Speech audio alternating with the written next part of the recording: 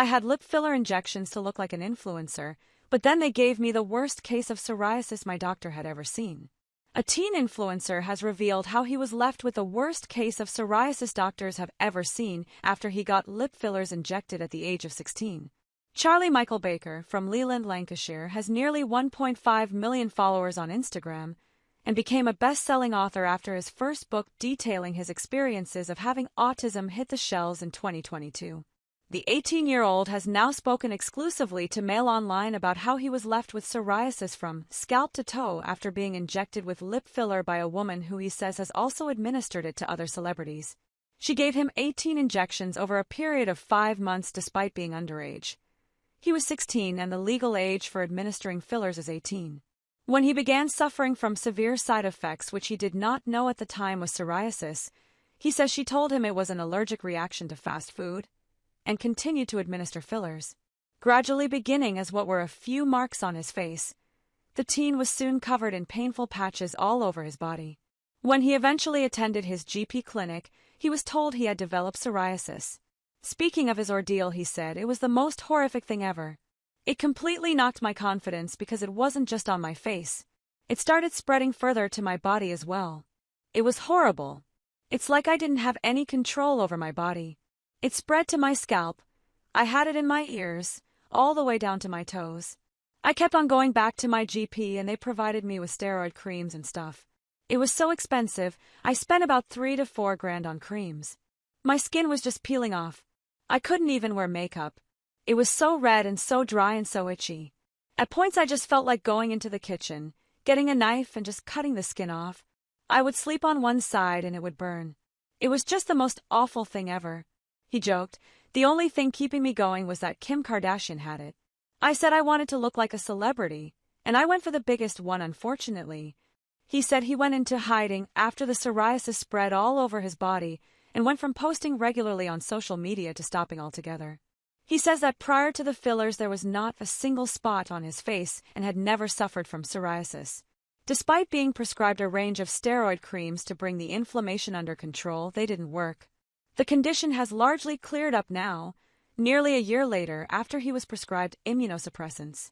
He has now been referred to a dermatology specialist and has been told he may be put on to chemotherapy tablets, showing how extreme his condition had become. Explaining what happened, he said, "When my book came out, it just went crazy and now I've got about 1.4 million followers on social media. So obviously I started doing red carpets and stuff, and I made a few celebrity contacts.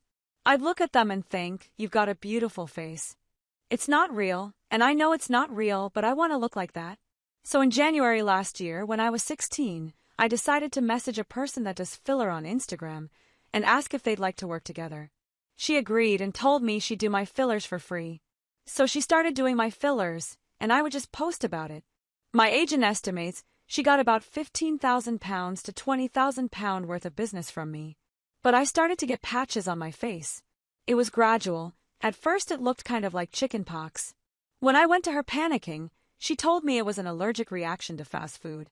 As a skin specialist that was injecting lip fillers into my face, she tried telling me that it was a Big Mac. That a Big Mac did that to my face. So I immediately cut all contact with her. I went to the GP and found out that it was psoriasis. As soon as I said I'd had lip filler, the doctor's eyes widened. What he's put it down to is that it was a chemical imbalance in the gut. When the filler broke down and was passing through my gut wasn't strong enough to withstand the chemicals in that certain type of filler. It just caused massive inflammation. All my cells started attacking each other, and it showed up on my face. The woman should have tested on me first. Asked about the fact that it was administered to him despite him being underage, she said she shouldn't have done it, but obviously because I've got a blue tick on Instagram, she's not going to ask me for ID. I find that to be a reoccurring thing with places. I go to restaurants and stuff, and as soon as they find out I've got a blue tick, an ID is nowhere to be seen." He said that the woman, who he does not wish to name, has a large number of clients, including some influencers and celebrities. She is said to claim on her social media accounts that she is a nurse, which he feels as misleading as her qualification is that she is a mental health nurse. Surprisingly, the ordeal hasn't put Charlie off of getting lip filler or cosmetic procedures done altogether. In fact, he still gets them done now. But he only goes to professional plastic surgeons for it. I only ever go to plastic surgeons for my lip fillers now, he said. When I was going to the woman, I was getting lip filler about every 2 to 3 weeks. Having spoken to plastic surgeons now, she shouldn't have been letting me do that. I would message her every few weeks saying, "Oh, it's gone down, can I have some more?" And she's do them, but she shouldn't have done. I think in the end I had about 18 injections over a span of about 4 or 5 months. To add to it all, he also had to deal with horrible comments online. I just hid. I hid. I did my last red carpet and then just thought I'm going to hide now. If you look at my social media, I was actively posting and then I almost stopped posting altogether. And obviously I had horrible comments.